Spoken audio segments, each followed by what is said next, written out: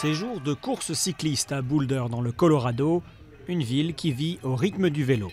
Pour ces athlètes, les derniers rebondissements de l'affaire Armstrong ne sont pas si surprenants. Cet ancien de l'équipe US Postal l'affirme, ceux qui ne se dopaient pas ne pouvaient pas suivre le peloton.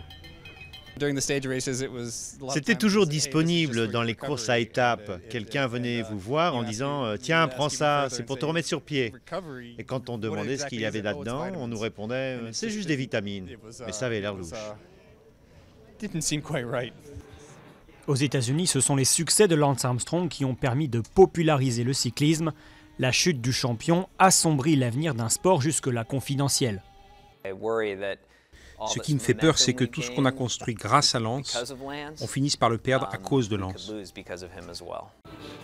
Mais au-delà des pertes financières, le cyclisme américain a aussi perdu son héros. C'est un peu comme quand on apprend que le Père Noël n'existe pas,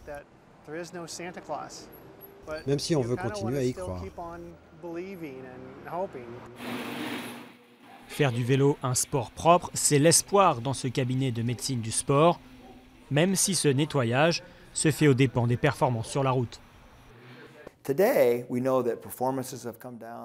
On a déjà vu que les coureurs sont moins rapides. Certaines courses sont moins dures, même si elles restent difficiles. Les coureurs d'aujourd'hui sont clean.